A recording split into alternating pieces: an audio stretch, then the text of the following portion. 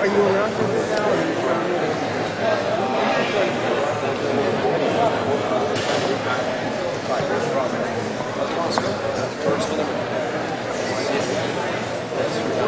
Are you an architect? Oh, yeah? Very nice. Okay, so how do I do it?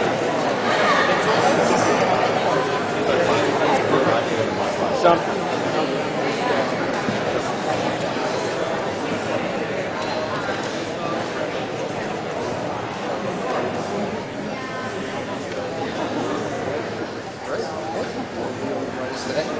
Nice to see you.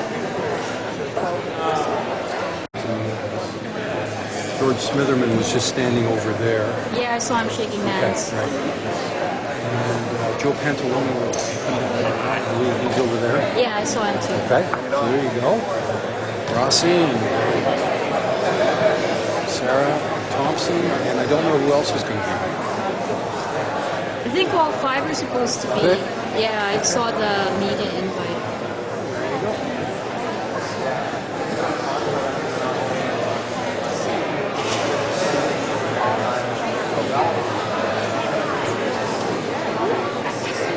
Exchange, Canada's National Design Center. And I'm so happy to have you here today for our panel discussion and debate for our mayoral candidates. Thank you so much for taking time out of your Friday to come join us for this very, very, very important event. If you've received my emails over the last few weeks, you'll realize I chastised everybody a little bit about coming. So get out and vote. Show your support. Let everyone know, let these guys specifically know how much you care about design and architecture in our city. And I'm happy to see a good turnout for this event. Now, we have a very tight timeline. Very, very tight. And I'm going to make a little joke here. It's a good thing Rob Ford's going to be late. So, anyway, somebody said, you should tell everybody Rob's stuck in traffic. Actually, he's just delayed at a meeting in Niagara Falls. He will be here. Above anything, we have to have a sense of humor, right? I am so pleased to introduce our first moderator and also a new Design Exchange board member. He is an architect and an urban designer, and he's also the dean of the Daniel School of Architecture. Please welcome Richard Summers.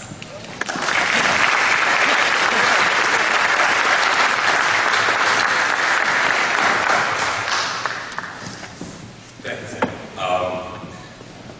We're not starting with questions. I'm going to have to make a few introductory comments to lead the way and frame the questions and the discussion that are to come. And so I'm going to read a short statement, and then we're going to jump into questions with other moderators. So I would start by saying that Toronto is a cosmopolitan city that deserves a planning and design culture worthy of its growing international stature. A consciousness about the physical extent of the city following amalgamation and the intense diversification of the city's population in recent generations does not seem to have affected nearly enough reform in the way the City of Toronto goes about planning for today and its future. I would say a misinterpretation of Jane Jacobs' ideas about the importance of acting locally on a small-scale elements and building textures in the city seems to have provided a bit of an alibi for a system of ward and council rule where the interests of the local and often very vocal few overrule even a discussion about what broad new physical reforms to the city might serve shared and citywide interests. Through their combined work, home, and recreational lives, most modern citizens have occasion to use the whole city. The planning of a city must contend with a metropolitan reality of multiple and multiplying agendas and networks of use. But at a time when we are all being asked to think about what form a more socially and ecologically sustainable city might take, the City of Toronto is not able to think in either a bold enough or a systemic enough way. It seems the city is all tactics and no strategy. To start, the city's leadership needs to make a better account of and make equations between the schemes being pursued by various public and private forces in the city. This would include the work of bureaucracies associated with planning and regulating transportation, housing, parks, and land conservation, and of course, use and density zoning, to name just a few.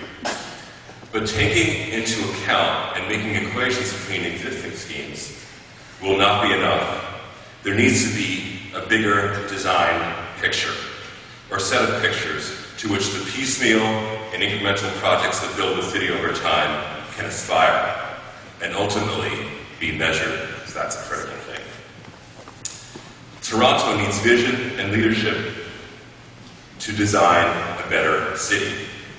I am relatively new to Toronto, but I know that in previous eras, under the leadership of mayors like Crombie, the City of Toronto bucked all of the trends, and working with the design community and the universities, developed an exemplary approach to urban design that created the vibrant downtown that Toronto has today, and it is unique among North American cities and many others. Yet today, Toronto has lost its edge in the development of the urban realm. In other places, London, Shanghai, Chicago, Paris, Reykjavik, they are addressing both the challenge of bringing the older parts of their cities together with new territories and using emerging sustainable technologies to transform the way in which you're making buildings and landscapes. To compete on this world stage and to improve the everyday lives of its citizens, Toronto will need to think about a better designed city, and its next mayor will need to lead the way.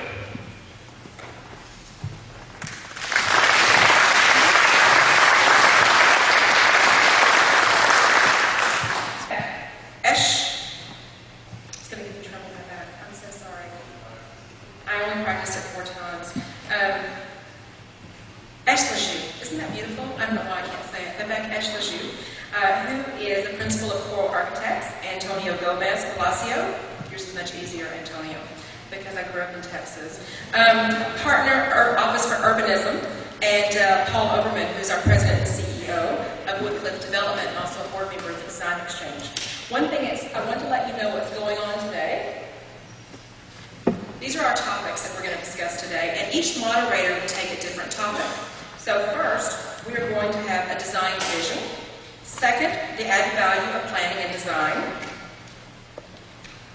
Third, livable city. Some things never match, but hey, that happens. And planning and design, approval and regulation, sustainability, and urban preservation.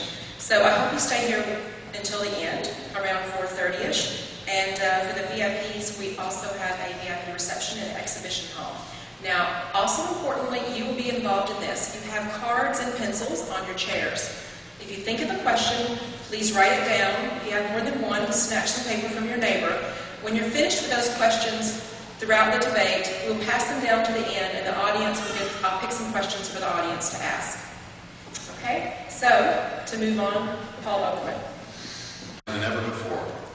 And Toronto has a more secure economy than most in North America and throughout the world. Yet we're not leveraging our position to build a better, more beautiful, more sustainable city.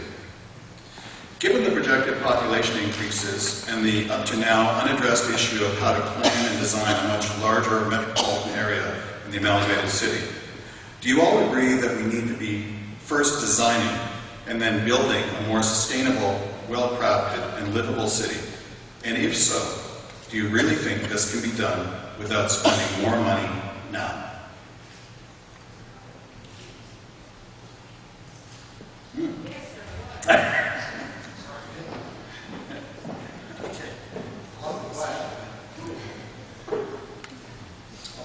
Yes, if you repeat the question, it was very long if you repeat it. I'm so sorry, you're right. There are opening presentations before, and I sincerely apologize.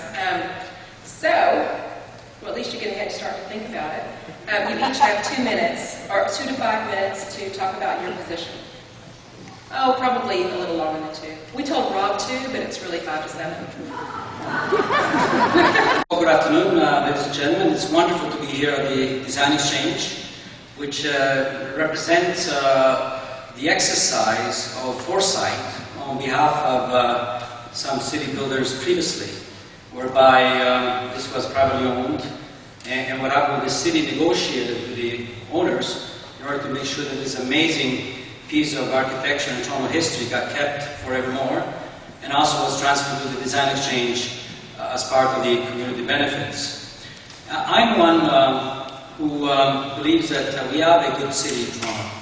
We have a few challenges, yes, and those challenges need to become through investments. Where is Toronto now, and where should Toronto be? In terms of where Toronto is now, you always have to compare yourself with other cities. And if you look at what others have said, National Geographic said that Toronto was the best city in the world to live in. Fortune magazine said we're the first best city in the world to live and work in. Foreign Journal magazine out of Washington, D.C. said we're the fourth best city to experience culture in the world, after London, Paris, and New York. I disagree. I think we're better than that. You know, the mayor of Los Angeles was asked the question after the failed Copenhagen agreement to reach a post-Kyoto agreement, what was the best city in the world in terms of environmental initiatives, climate change initiatives? And he basically said, you have to ask, is the city of Toronto. And also, in terms of design, because we are in the design exchange, Toronto has got the third largest cluster in terms of employment in North America in design. Only New York and Boston came as a surprise to me, are ahead of Toronto. So, ladies and gentlemen, even though we have challenges in front, when you compare to the metrics of other cities, we ain't doing that bad, and we have plenty of opportunity to do better. And I like to suggest that we can do better and must do better. Now, I bring into this perspective my own background. I've been deputy mayor for 7 years, and I think we've achieved quite a few things. Otherwise, those states would not be made by others. And also, I bring a perspective as somebody who is a graduate at the University of Toronto in geography, the spatial distribution of people and their activities, and therefore, I'm aware of cities and that in fact they're living organisms. They can grow and prosper, or they can wither and die. The world is full of amazing cities that are no more. And I'm sure that people there were full of good intentions. But some would say the road to hell is paved with good intentions. I'd like to suggest the experience is worth a lot. And Joe Pantalone brings a certain degree of continuity in experience, but at the same time realizing that these are new times in life. Every new year is a different change times and different circumstances. I also bring a perspective that I was not born in this country, even though I'm a proud Canadian and will not live anywhere else. I was born in Italy. As I tell people, I came at the age of 13, where I spoke only 2 words of English because I've seen them in the movies, yeah and no. And my parents were poor sharecroppers. It is an amazing city that somebody like me is allowed to work hard, become deputy mayor, and possibly mayor on October 25th. That would not be happening in other places in the world. And 50% of our population, was not born in Canada. And we know that diversity is our strength, and we have an amazing thing here, which is very fragile at the same time. I also bring the perspective, I've been born in Italy, and I've had the pleasure of traveling on occasion, not very often, of seeing the other cities. And Italy is interesting because Italy, in many ways, shows what can happen in terms of, cultural excellence, design, architecture, culture, you name it. It is something. So when I compare Toronto and what needs to be done in the future, you have to have reference points. And frankly, I'd rather look to Europe in some ways, some of our American cousin cities, south of the border. Europe has got better models to give. Now, Rocco Rossi, and I've never been mini anything in my life. Today is National Jersey Day. Participation is trying to inspire our youth to more participation in sports and a healthy lifestyle by asking people to wear their hearts on their sleeves for a day. And this is an important jersey for me, not just to support National Jersey Day, but also for what it represents, that wonderful, extraordinary moment of Canada winning the gold medal at the Winter Olympics. And not just the gold medal in hockey, but the most gold medals of any country in a Winter Games in a host country. Because in a quite atypical Canadian moment of inspiration, they had a plan. And the plan was to own the podium. Not to be third or fourth, but to go for gold. And that's what I think we need to be talking about. It's what my life has been inspired by. My parents were immigrants from Italy, and they taught me to always reach for the highest success possible. And that drive led me to scholarships to Upper Canada College, to McGill University, and to Princeton, and then a very successful career as a senior executive at the Boston Consulting Group, at Torstar, at Labatt Intergroup, as president of MGI Software, and for 4.5 wonderful years as CEO of the Heart and Stroke Foundation of Ontario, where we raised some $500 million, and I left the foundation with $130 million in the bank to continue its life-saving work. I believe in striving for excellence. I think Toronto deserves no less. To do it, you have to start with a coach. And that means that one of the key tasks, and the incredible thing is the next mayor, has the enormous opportunity of appointing the next chief planner of the City of Toronto. And I think it's absolutely critical to have a global search for that position, but for that global search to mean anything and to attract interest from the people that we want, both here and abroad, that position has to be elevated from where it is today to make sure that it's central to what the city is about. Because without that, you're not going to attract the people that you want, and you're not going to get the impact that you want. 2011 is also the time for rethinking the official plan, reviewing the official plan. Again, planning needs to be put at the center of what the city does, because if you plan wisely, you plan for healthier communities, more sustainable neighborhoods, more economically active neighborhoods, mixed neighborhoods where we don't ghettoize low income in the way that we have in the past. That's the key. But what are some of the principles that we need to put into that thinking? And I'd like to just go through a few architects and buildings that I think help us to understand what those principles, what those framing principles need to be. And I think about the great work that Bruce Guevara's shop did at the Music Conservatory, blending the old and the new. Clearly a key priority for us. How do we sustain our heritage but point to the future? And Bruce's team did a remarkable job with that building, which I think helps us frame one of the key issues. I think of Jack Diamond's shop working on the Harbor Light design. For so many years, people would have said, why bother designing a shelter? This is just going to be for homeless people. Let's make it cheap and cheerful. Let's make it functional. No. What that building tells us is every opportunity to build is an opportunity for beauty, and every human being, whether homeless or living in Rosedale, deserves to be inspired by beauty, and that's got to be one of our principles. I think of Siamak Hariri and that little gem of a building that he built, that he designed for McKinsey & Company. Not just because of the beautiful design, because it points to another principle, which is that we have to come up with creative funding formulas.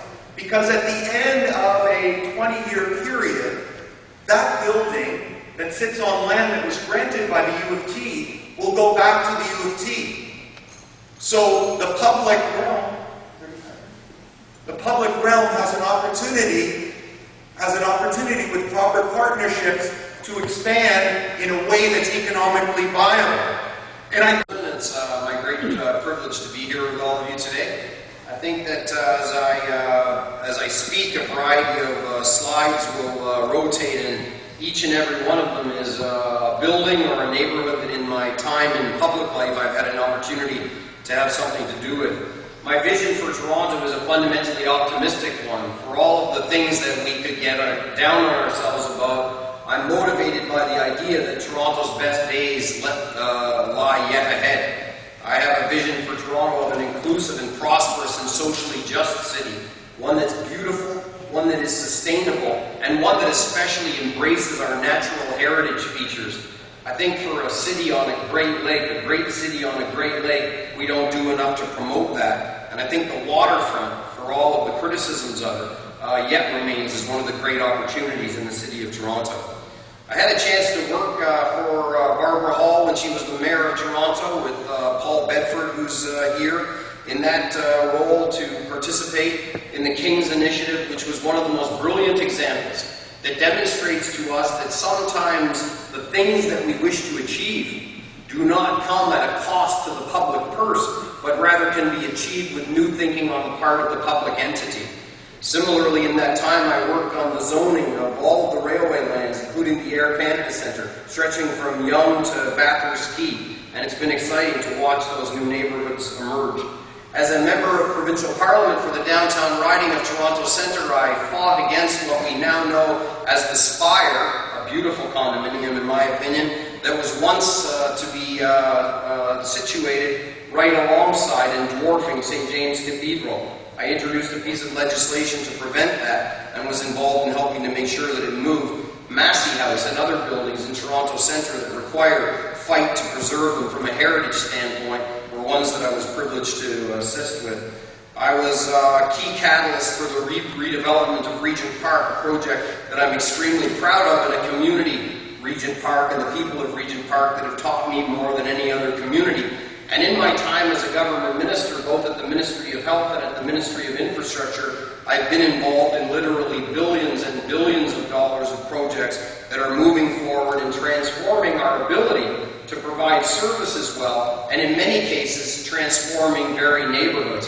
I think especially of the transformation that's ongoing at CAMH as one of those that I will always be most proud of.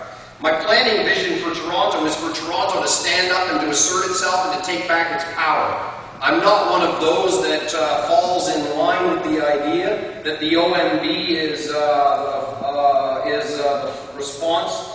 responsible for all that goes wrong. In point of fact, I think very often the OMB is given a chance to play a role that is bigger than it needs to be because we fail to do things which are within our power. I believe in evolving our planning models to one that is more proactive and community-oriented, where the city doesn't just do official plans, but where it actually puts some money into the development of precinct and secondary plans. That's the way we protect against the OMB trumping the very wishes that neighborhoods have a chance, a better chance to be able to influence. I strongly feel that planning and economic development need to be thought of together. That, as Rocco Rossi said, I strongly believe that the next chief planner in Toronto needs also to be elevated at least to the level of deputy city manager. And I think it's important in our city that we find a way to promote and reward good design through things like design review panels and by allowing those very great projects to get the kind of responsiveness by way of timing that can bring them to life sooner for the benefits they offer to all of us in terms of the quality of the public realm. I think there are a couple. Good afternoon. I'm Sarah Thompson, and I'm running for mayor because I'm fed up with our politicians who lack real vision. And in the words of Twisted Sister, I'm not going to take it anymore. I'll tell you a little bit about myself and my vision. At 16, I started pumping gas. At 18, I built my first company. At 24, I was recognized as top dealer in Canada. And by the time I was 30, I built a multi-million-dollar corporation, turning around failing service stations and making them successful. I was one of the first people to introduce stores or the retail component into the gas station business and move the industry in a different direction. I grew up on construction sites for most of my life. My father was an architect, as was his before him, and something rubbed off on me because I've developed a hobby of restoring old homes and a love for great architecture. Toronto has a lack of vision and true leadership. Let me tell you a little bit about my vision. I see a city with beautiful buildings and tree-lined boulevards. A city with a fast, clean, and efficient subway system, with a downtown relief line and an Eglinton line out to the airport and to Scarborough. A city where people take a more active role in guiding our city government, where public consultation becomes the first step in all city planning. I see a vibrant city that attracts businesses and jobs with a creative and educated workforce, where we roll out the red carpet to our business owners and not the red tape. a city where I am mayor and also chief job hunter. A city with a strong green product manufacturing industry and many green-collar jobs. I understand the importance of good design and good planning. Great architecture and design can influence the way people live, work, and behave. Toronto must have a chief planner with vision. Toronto has made some big planning mistakes. Our 13 high-priority neighborhoods are a result of bad planning and lack of vision. Cheap building design and planning that puts social housing into pockets of poverty created the social conditions we now have to unwind today. But Toronto has had some successes because of visionaries like Jane Jacobs. The St. Lawrence Market area is a great example of mixed-use, mixed-income planned and built properly. It is a wonderful success today. A Sarah Thompson administration will replace short-term political thinking with long-term vision. Short-term thinking has increasingly taken hold of the decision-making process at City Hall. I was the first candidate to make a case for long-term vision when it comes to planning our transit system.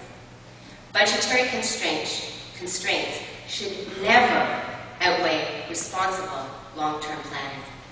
A Sarah Thompson administration will expand Toronto's subway system, and I have a 4-point funding model to do this. The first one is rush hour tolls on the DVP and Gardner Expressway to get our commuters coming in to help us pay for the expansion of our subway system. The next one is to work with developers to share the cost of building our subway stations. And the third one is to create a subway bond so that we can build this out quickly. And the fourth way is to win back provincial funding with a stronger voter support for subway expansion. Did I mention that first one? I want to say it again. Rush hour road tolls on the DVP and Gardner Expressway. It's time we start talking about this. It's something every major city has done, and it's something we have to put on the table and do today if we're going to be a great city. Great cities build great subways, and great subways build great cities.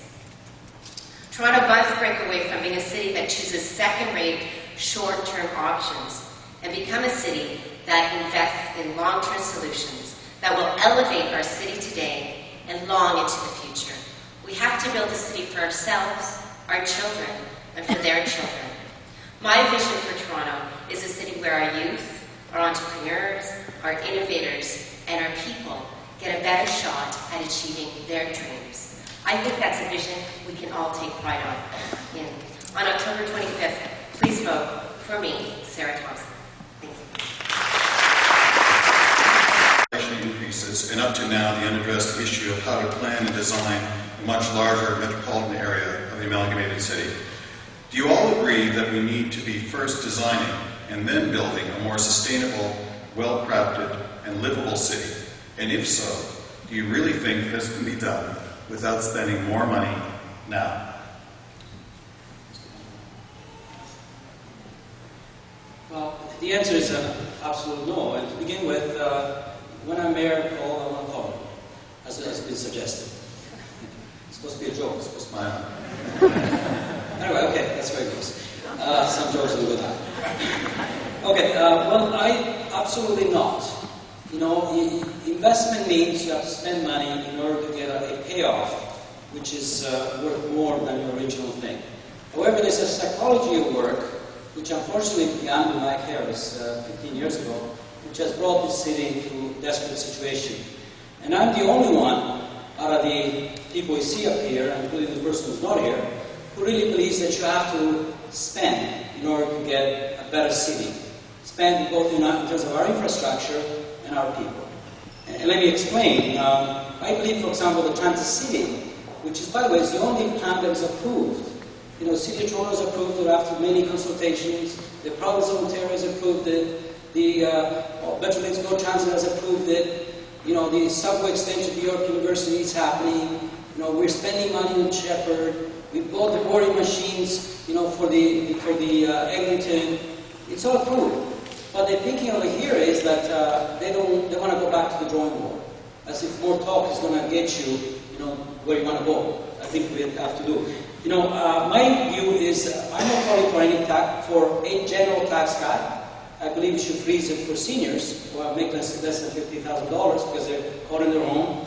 I believe that land transfer tax needs to stay, and I believe in inflationary increases. And I believe also that we have to go to the province and the feds who collect 92% of the taxes out of this urban area, and the city gets 8%, they don't invest back. All my opponents want to shrink the city. You know, Mr. Smitherman wants to give a tax freeze. He wants to do more with less. I don't know how that works. How much? Elected mayor, I've had the great benefit of being able to call on him before, and will continue to do so both in the election and afterwards. I really resent being called a mini Mike Harris, because what we have here is Miller Lite. And depending on what you thought of the last 7 years, it either tastes great or is less filling. And I think it's less filling. I am not here to bribe you with your own money so I can beggar the city. Unlike all of the other competitors, except for Mr. Pentaloni, I'll give him this. I'm not calling for freezes or cuts, because I've looked at the numbers, I've looked at the projections from the Board of Trade, from TD Financial, and you just can't square the circle in time to do the kind of cuts and freezes that are being talked about and deliver the city that we all want. In fact, I think the situation is at a level of desperation, not quite in Mr. Pentaloni's terms, but also that the financial situation of the senior orders of government, provincial and federal, are in many respects even worse, so that not only do we need to not cut, but I've said, because we're all adults here and we have to have a real conversation, that if we're going to get the infrastructure spending that we need at the appropriate level, then we're also going to look to exchange less strategic assets for more strategic assets by paying down our debt and freeing up the $450 million a year that each year we're paying to bankers in interest and principal, instead of investing in things that we really need and want, like expanded transit. And the reason that I don't want to settle just for Transit City is we know that we need more of a mix of subway, LRT, bus rapid transit, and that means we've got to put more money on the table, and that's what I'm prepared to do. $3 billion worth of assets. We know Toronto Hydro could fetch maybe about $1 billion of that. I don't know what other assets he proposes to sell, maybe the parking authority as an example. But you start to sell these assets that are producing operating revenue to the city, and you're also causing yourself some fiscal constraint.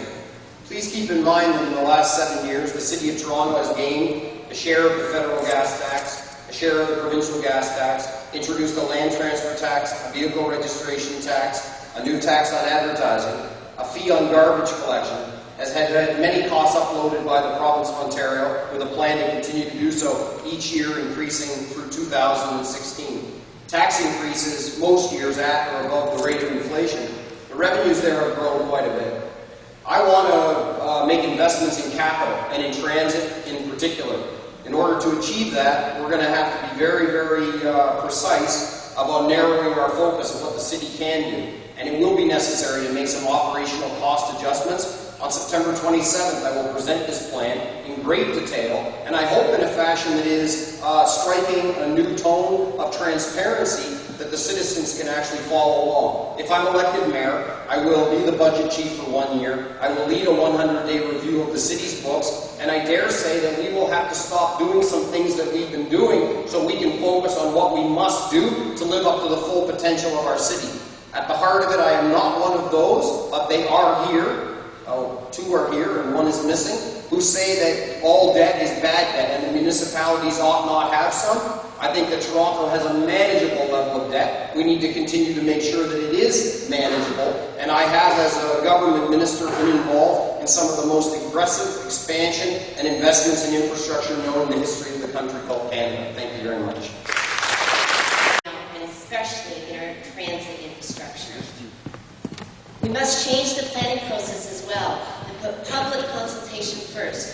have to invite our architects, our designers. We have to get that knowledge into City Hall. Look at the great businesses like Luminato, TIFF, Nuit Blanche. All these creative people came up with great, viable businesses that and their DNA we need to transfer into City Hall. If you look at areas where we want to development, I believe we have to focus on those, and we have to pre-zone those areas to get the kind of development we need. I want to bring in a chief planner with vision. A Sarah Thompson administration will push for a green economy, more green jobs, and more green product manufacturing. We must create a buy local, use local program. There's so many great designers and architects right out there. We have to start consulting them. I've talked about a Design for Excellence program where we bring a working group of designers and architects together to give that Design for Excellence standard on all designs that come in. And the first step will be public consultation first. Mr. Pantalone has talked about subways. I want to bring that up. Mr. Pantalone believes that we can't afford subway system. We have to go with the cheaper light rail or streetcar system. Do not believe him.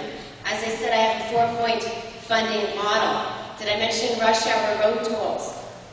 Okay, we can't afford it. We just have to have the vision and the will to do it. Subways bring development to areas that need it most. They're a long-term strategy for economic growth. They're the way to build the city of the future. Thank you.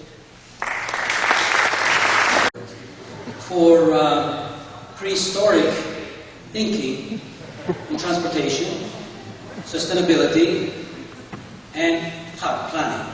For his amazing, interesting underground super expressway, which Fred Flintstone will be proud of. So, Mr. Rossi, I don't know if you want to take this or not, but here it is. You're the winner of the Fred Flintstone Award in the city of Toronto. Congratulations.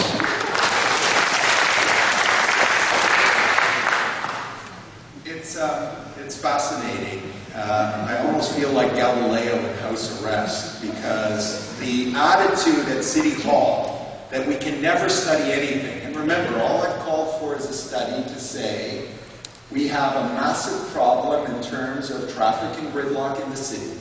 Public transit is going to be a huge part of the solution, and I have a very aggressive transit expansion plan that I'm willing to put additional money on the table by making a very difficult choice in terms of asset sales.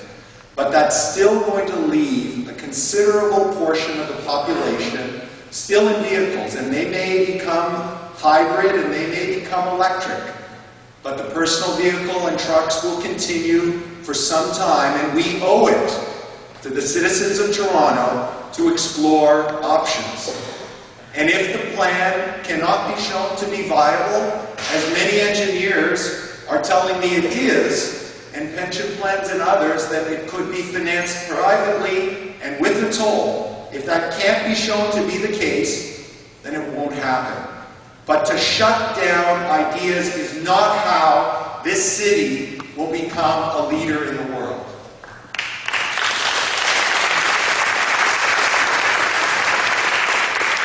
I don't mind all of that speech, Mr. Rossi, but I think the one place where it falls a bit short is that you have said clearly that you're willing to sell off, in fact, that your plan is to sell off $3 billion in assets.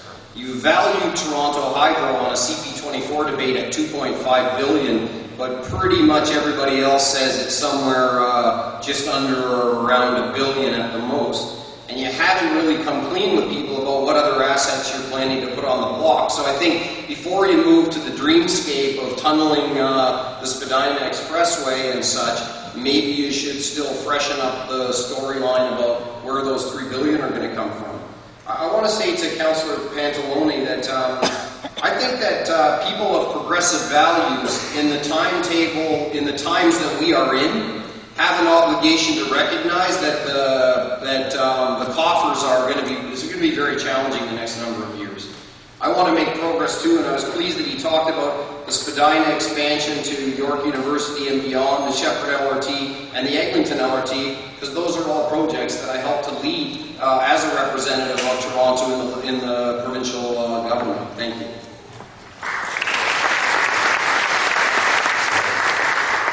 You know, I'm with these boys on stage every day now, almost, and I don't have any little trucks to get and play with. But it's symbolic of what we go through. And I'm not going to take cheap shots at these gentlemen. Mr. Rossi has presented a vision, and for that I think he owes a tip of the hat. It's easy to take cheap shots when people present vision. I don't believe we should do that. I want to, though, address Mr. Pantaloni's position on that we can't afford subways. The fact is, light rail has to be dug up every 30 years because we have something called ground frost, and we get shift and heave. So subway systems last a lot longer if they're well maintained and kept up.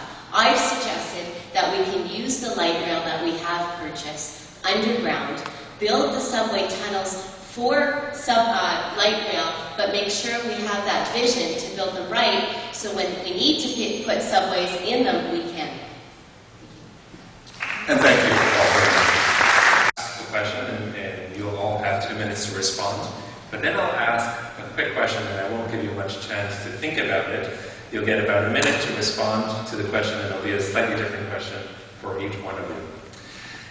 So the second topic that we want to talk about is the notion of added value of planning and design. And as you can see the text in front of you, I get to read that. Design is one of the best ways to attract tourists, businesses, and make cities livable. Design, architecture, and urban planning have a tremendous influence on our quality of life and can be used to create a sense of place and belonging within our city. So the question that I want all of you to respond to is, how are the design disciplines prioritized as part of city building agenda? I want to ask, do you have architects advising your campaigns? And I'd like you each to give us an example of where you see design and architecture being leveraged to deliver your vision for the city. And I'll ask this round to start with Joe. Please. Well, I agree completely that design adds incredible value.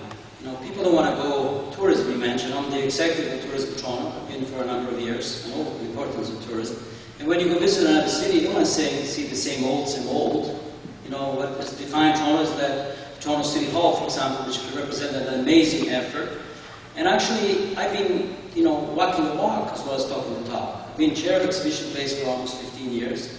And what have we created there? Hexagonal design in terms of the Direct Energy Center, amazing design. The DMO soccer field, it's a beautiful design. It fits into a scape, gets a sense of the city, and so forth. The Austrian Center, the old building, which restored an amazing Art Deco building from the outside, has never been looked better.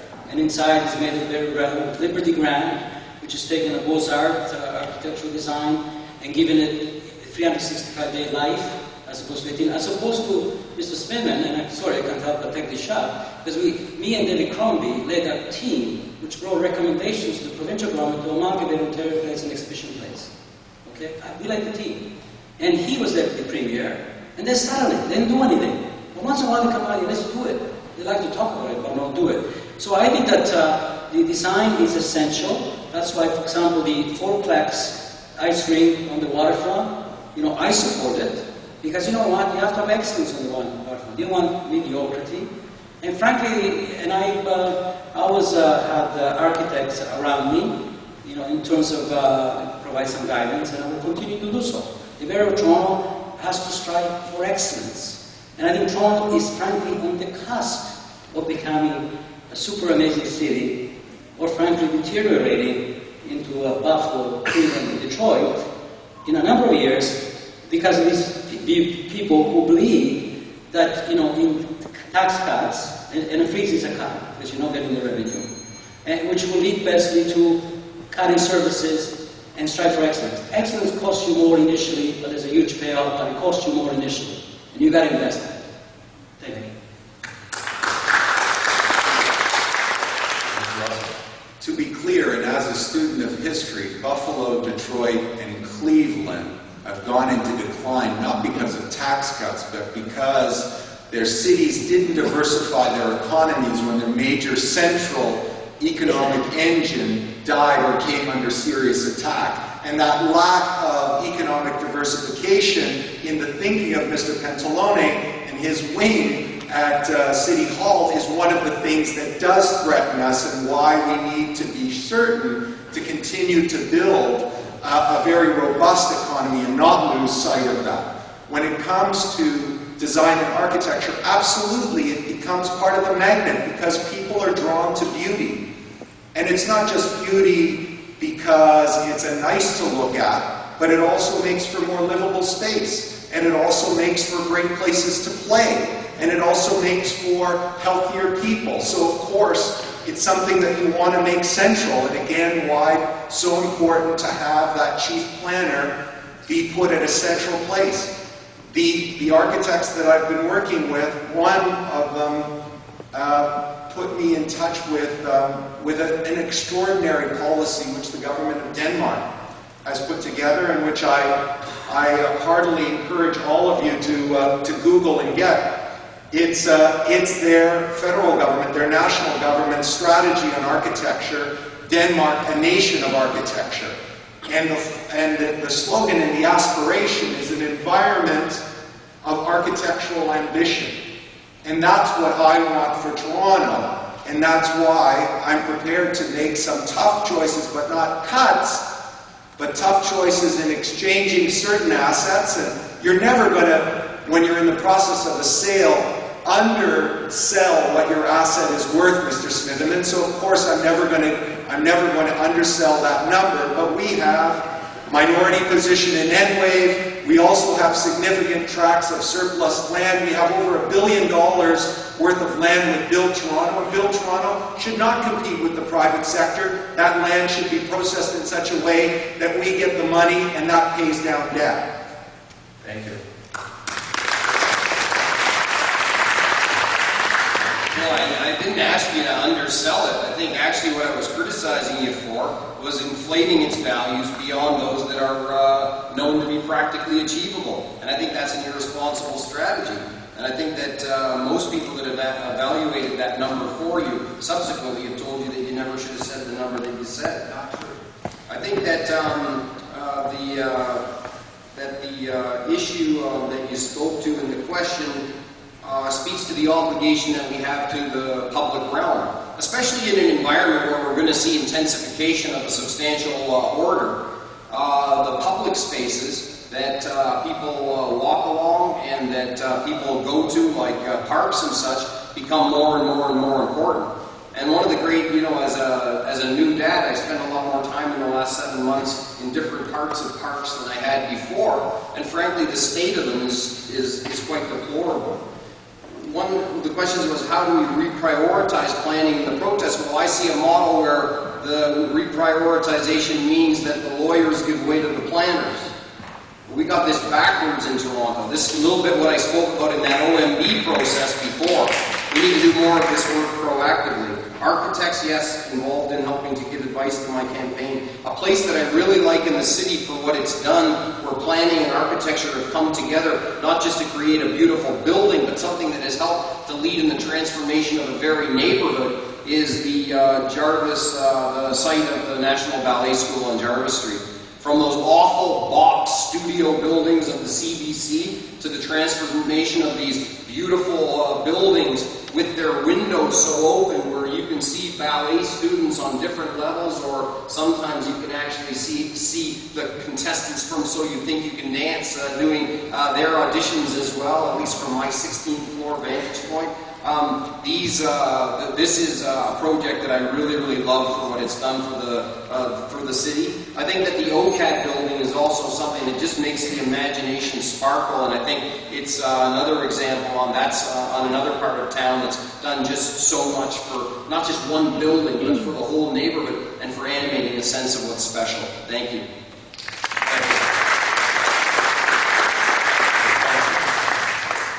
Yes, design has huge value both for tourism and quality of life in our city. I have consulted with many architects and planners and designers in Toronto just on how we can improve this city. I'm completely committed to using architecture and urban design as a tool to increasing economic value here in Toronto. Social housing needs better design and better planning. If you look at something like Regent Park, we had some great ideas there. We brought them together. So we've got development, we've got mixed income in the development. The only problem is they've taken the mixed income, they've taken the higher income and put it in towers, and they're taking low income and putting it into a tower of poverty. And that's something, you know, the idea was there, but the implementation wasn't done properly. So I want to make sure that the implementation on our buildings, on how we use them, on that mixed use is done properly. I've mentioned Jane Jacobs, and I'll mention her again because she's wonderful. Her ideas were wonderful, and she was a visionary. And that kind of mixed use, mixed income is so essential in Toronto. We need to spread it out across Toronto. We need to do something about our high priority neighborhoods. When you focus pockets of poverty, all the elements of crime and the issues that come up with that develop. So what we need to do is spread that out. We need to spread out our low income. And studies are showing now a 10% ratio is about the best we can do, and that's what it has been done at, say, the St. Lawrence Market. So I believe we have to use proper planning, proper design. We have so many great architects and designers in this city, and they're not being recognized. I can't believe how many plans the city goes forward with, and they get people from other cities and other countries. Let's recognize the talent we have here. Let's buy local, let's use local, and let's build our city together. That is because a couple of years ago somebody showed up on the scene by the name of Barack Obama. And so it was one of the best things that happened to me. Nowadays I just say, just take the art, put the B in. So what I'm hoping for is somebody will show up on the American scene with a name similar to SLG. We'll see if that happens. I have two questions today for you. The first one is one that you've already talked a lot about and is at everybody's mind. The second one is probably a question that will only be asked under this roof. So one that's very popular, one that's just for us. Cities that have responded, I call this one just a question of mobility. It's a question on transit, but we go beyond call it mobility. Cities that have responded to the issue of mobility of its people have ensured themselves a lasting prosperity. Great cities in the world have ambitious transportation plans. In Toronto, our cars are caught in traffic at almost any time of the day, in any direction these days. Our cyclists don't know if they should use the street or the sidewalk, and they risk their lives to commute every single day. And finally, our transit system was built almost half a century ago, and the last two editions, the Shepherd Line and the St. Clair tracks, have not been great success stories. Toronto is at a breaking point, and yet the debate is still focused on subway versus streetcar. We need more comprehensive and ambitious transportation planning. The question is, how would you show leadership around the mobility problem? The feds and the province are holding tight to their purse strings, so how would you fund improving our transportation system? And I know that Sarah has talked a lot about this, but what do you think about tolling and pay-on-demand systems? We'll start with Rocco.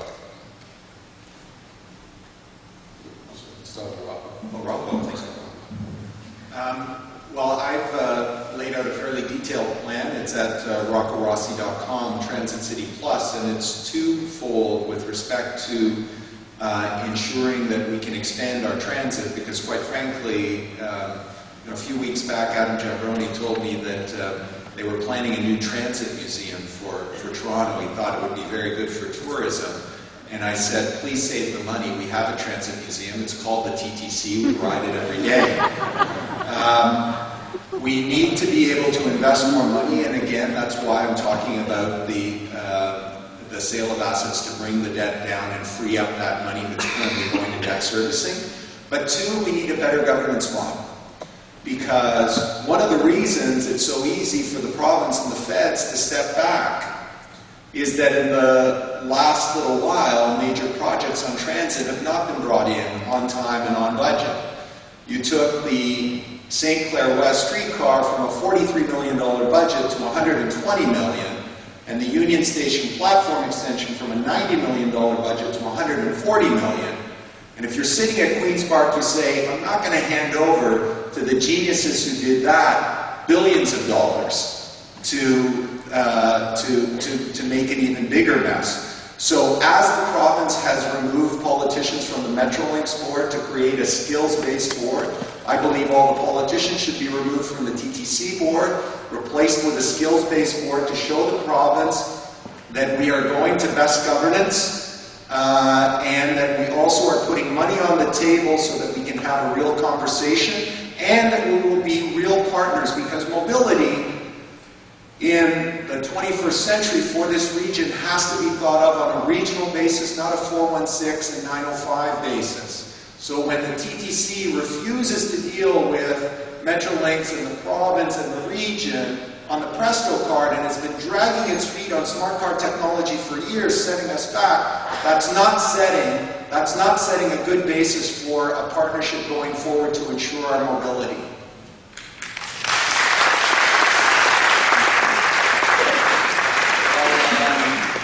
I'm the son of a truck driver, so no matter whether you measure the transportation gridlock from the economic, from the environmental, or especially from the quality of life standpoint, if we're going to continue to say the cost of it each year is $2 to $5 billion, then we ought to show some urgency in terms of what we're prepared to do.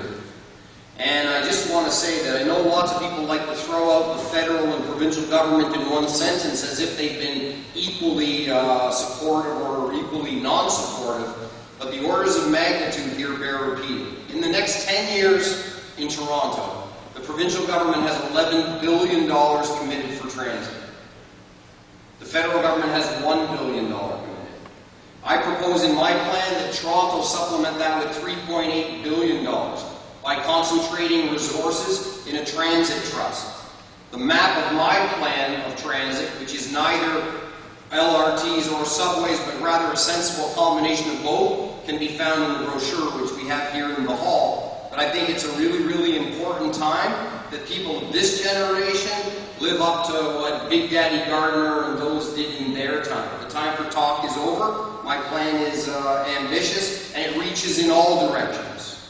And it reaches to our borders as well, because I'm not interested in being a mayor of Toronto where Toronto continues to project itself as some parochial entity, as was demonstrated as an example on the fare card conversation. I believe in Metrolinx, and I believe that Metrolinx is where the conversation needs to occur with respect to tolling or other forms of congestion charges. Everybody likes to talk about tolling, especially the lady to my left, which is wonderful. Except that it is not necessarily the most efficient way to get some additional resource. It's pretty expensive in terms of the dollar collected and how much is spent, but at the heart of it, we have to have the conversation, and I'm very proud to have been part of a government that moved forward with Metrolinx, and I think Metrolinx is where that conversation needs to take place. Never on a Toronto alone basis should tolling or road congestion be considered, only on a regional basis. Thank you.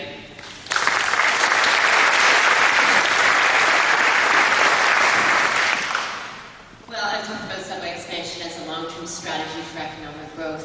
But I also want to point out that Metrolinx lost $4 billion. They didn't get the funding we needed. So what happened? Transit got put off. And I don't want that to happen. That's why I suggested rush hour road tolls. We need a little bit of position of strength. And right now, going cap in hand, every time we need money to the province and begging for it, doesn't give us that position of strength to negotiate from. So that's why I said we need to become more self-sustaining, to come up with solutions to actually getting the building going. And I've also stated that for the rush hour road tolls, we need to put a sunset clause on them. All the money has to go to subway expansion only, so that after my 2 terms in office, the politicians coming after me won't be able to use the money for anything else. And we all know politicians, they don't like to give away any funding. So I believe we can go on with our subway expansion indefinitely until we get the subway system we really deserve. The subway system that New York has, that London has. Imagine that. Imagine where Toronto could be if we had an expansive subway system. And now that we're imagining, it's time to say great words from Barack Obama, yes, we can.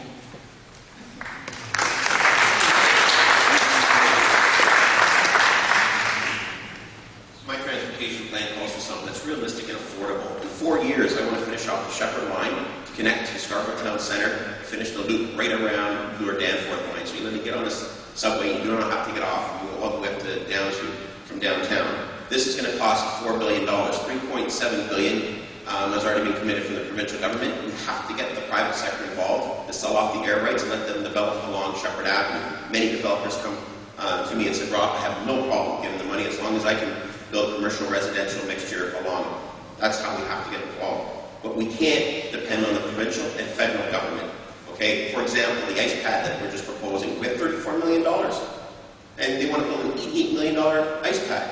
Well, we're $3 billion in debt, ladies and gentlemen. We've been hit with every tax known to mankind. I'm going to abolish the land transfer tax and the car registration tax. And then the sole sourcing, the largest purchase in Toronto's history was subway cars. $750 million we sole sourced at Bombardier. Nothing against Bombardier, but Siemens came in my office and said, Rob, we can do this for $550 million. You would think you would get a competitive bid. When you buy a car, you buy a fridge, you buy a stove, you may buy something major in your life, then you get competitive pricing. We did not. We got one price at $750 million. It's absolutely wrong. The federal people I talked to up in Ottawa, they couldn't believe that we never got competitive bidding on the largest purchase in Toronto's history. And then we're going to turn around to them and say, well, give us more money. We're not going to get money. We have to get the private sector involved, ladies and gentlemen. Thank you.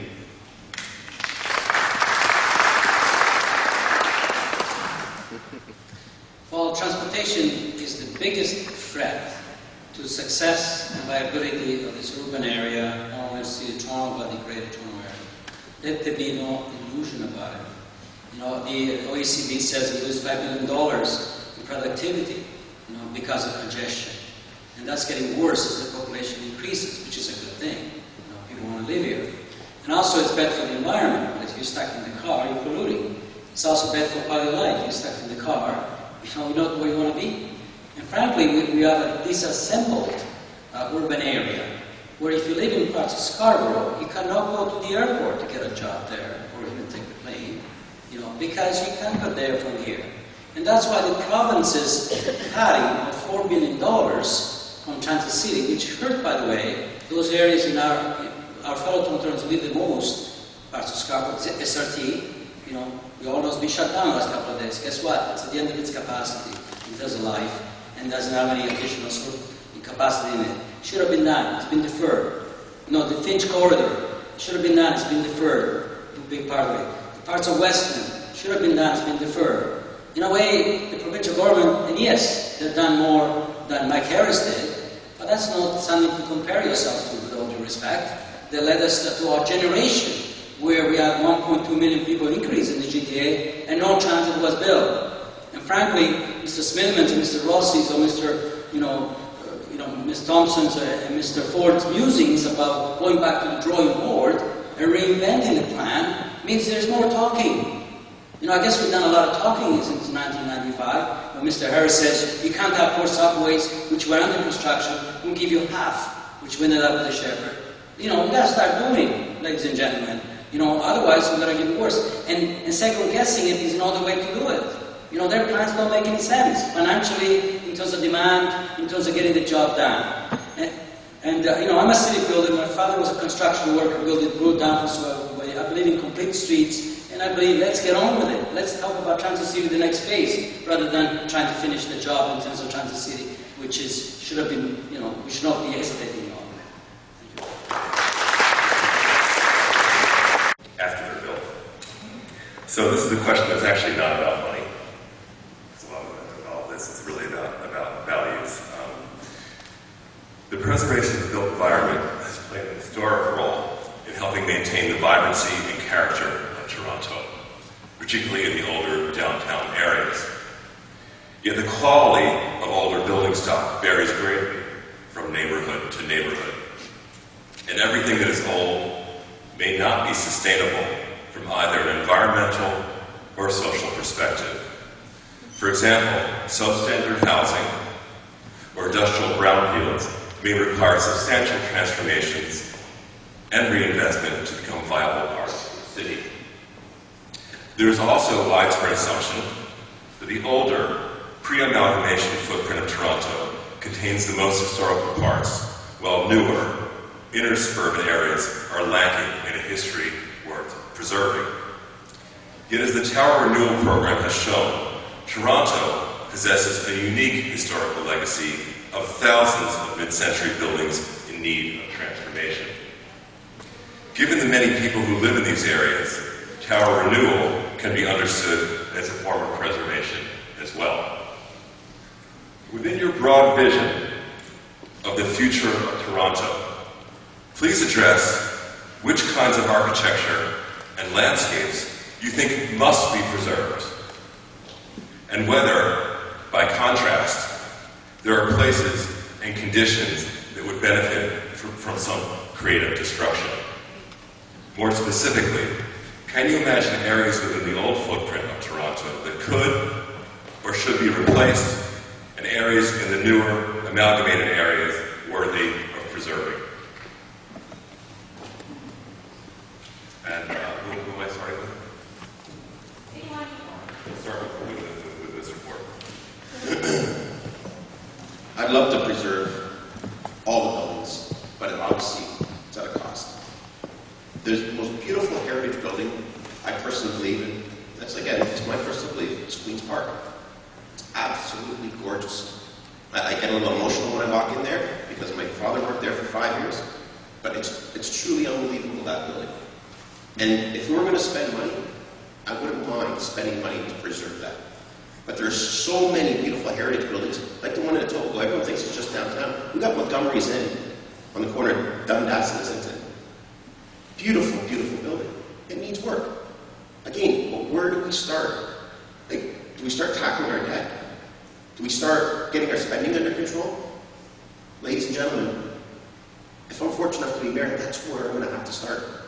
I can't sit here and commit that I'm going to start giving millions or hundreds of millions of dollars to preserve all our buildings right now.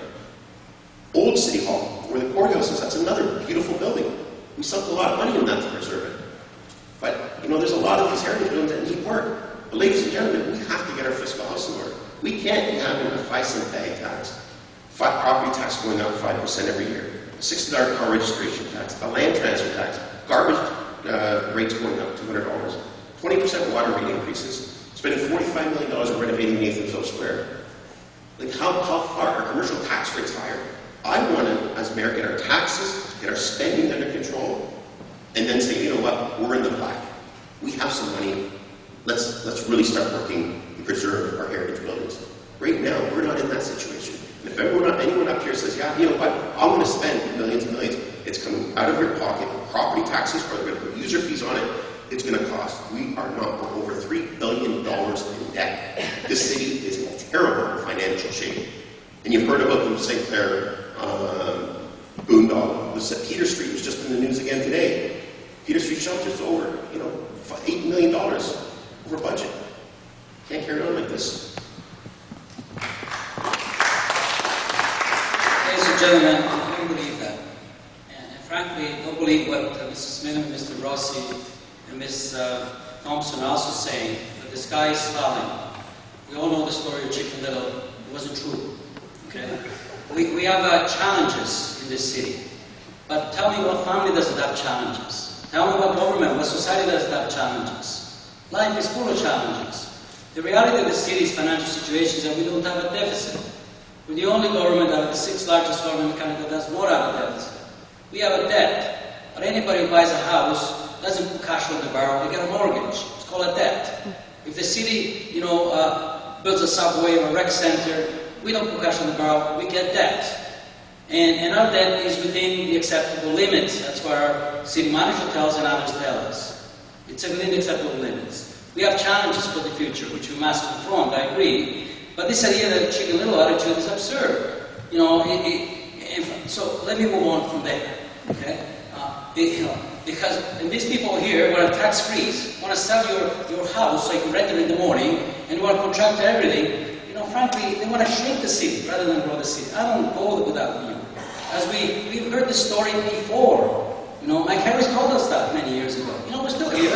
Told us that actually not bad, considering the hammering that we received from Mike Harris and the many Mike Harrises and Michelle Harris not reflected on us some more. But with all, you know, but to answer the question, you know, we have tower renewal offers an opportunity to take the concrete blocks and add design. It's an amazing thing, which are sustainable environment plus design. You know, I think you can take older buildings and make them live again. The City of Toronto gives now a 40% tax reduction if you're a heritage designated building, in order to make it viable for people to maintain them.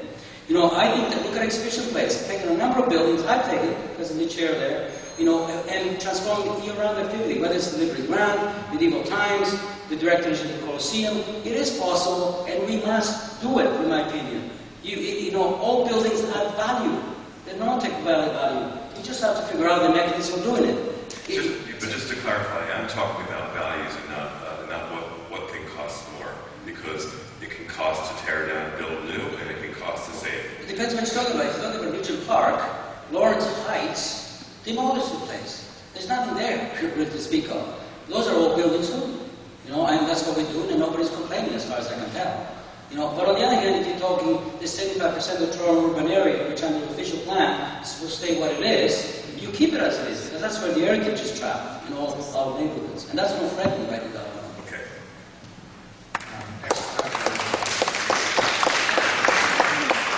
Well, one of the policies that Mr. Pantalone talked about is one of the frustrations I have with City Hall, and that I know that many have, because very often there's good intention, and there's very poor policy and very poor execution and follow-up. So this 40% tax rebate, I actually would be supportive if I was assured that all of the money saved actually had to be put back into the building. But it's not. You simply have to meet very minimal standards, and it stays there and you get the rebate. That's not smart. And the city, quite frankly, doesn't have the money to underwrite it if it doesn't do smart things. So let's start thinking smart. There is a reality in the disaffection of the inner suburbs, and Heritage is one of those areas where they've got a case. If you take a look at the current database of Heritage properties, Toronto and East York has over 12,000. North York has 13,600. Etobicoke, York, 589, and Scarborough, 204. Now, there's no question there's history in the center of the city, but I would suggest that maybe the North York numbers had something to do with the fact that politically North York had a certain ascendancy a few years ago. And so there is justification in this disaffection, and we have to think about bringing it together. Another key area and for me, where one of the biggest problems comes on the heritage front is our churches.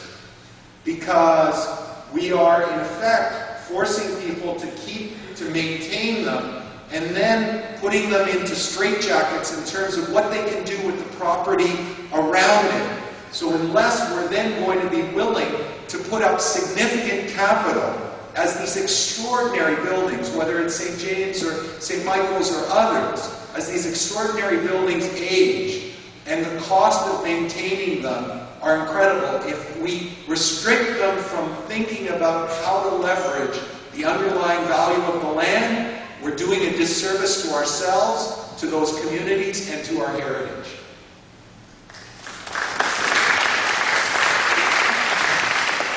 Well, as the author of the Protect St. James Cathedral Act in the Ontario Legislature, which helped to ensure that there wasn't a condominium built on their adjacent lands, which would have dwarfed their historic spire, which was once a navigational aid on Toronto Harbour, I don't agree with everything that Rocco Rossi just said. I do think that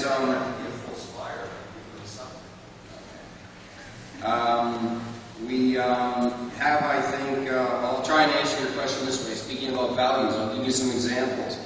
The Hearn generating station, in my view, can't be torn down fast enough. It blocks access to the lake, the views for tens of thousands of people right from their front doorstep. They'd be able to see the lake were it not for that ugly and awful 1950s building. And I know that some people wish to have it designated, but it stands as an example that does not mesh with my values. The City of Toronto has a policy which is well-intentioned, which is to preserve the number of rental units that are affordable, but the replacement criteria is so strict that it doesn't actually allow transformation of sites. Tower renewal is a nice concept. They set up a little office at City Hall. They talk about it a lot, but the financial model is really not there yet to make that very practical. I think we're going to have to take a hard look at how many of those 1950s buildings can actually stand as they are, and which ones offer an opportunity for renewal, not just of the building, but of the surrounding grounds and the neighborhoods associated with it.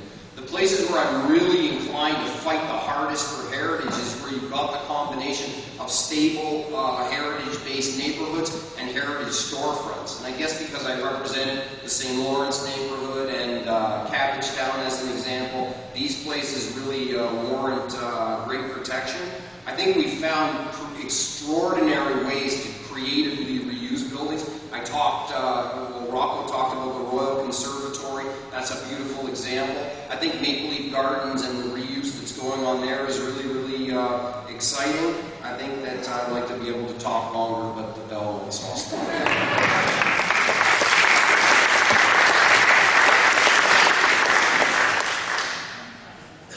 You asked about the areas or the types of styles in architecture that we have to protect.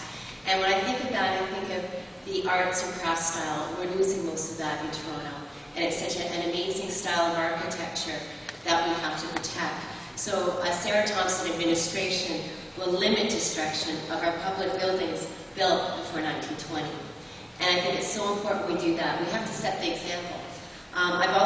Some of the buildings I can think of would be the Old Mill, or the Witchwood Park area, which my grandfather actually was an architect in that area and built a number of those homes. Those are protected, thank goodness. But we have to go further. We have to look at areas in Etobicoke, in the beach, where we haven't got those protections, and put them in place. But I also want to broadcast them, because we have a real issue with people buying homes and saying, but I didn't know how old it was. I didn't know that this was protected.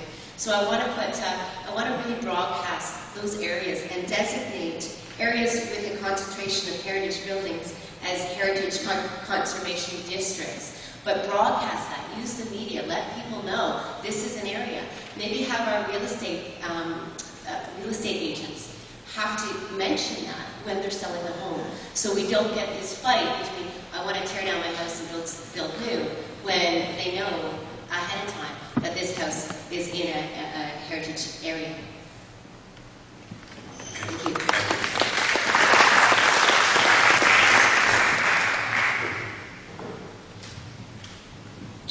Thank you so much, Richard. We've come to your part of the debate where you ask questions, and I pulled 3 questions out of a stack of questions that I think are very interesting. And in regard to our schedule, you have 1 minute each. The first question is, would you support a new visionary design plan of the City of Toronto that involves a collaborative effort of the city's best architects and designers from all different disciplines? Rob? Sure, but at what cost? So, absolutely, but I want to know if there's a price tag attached to that. I see Rob sees that as a cost rather than an investment. Okay, Joe?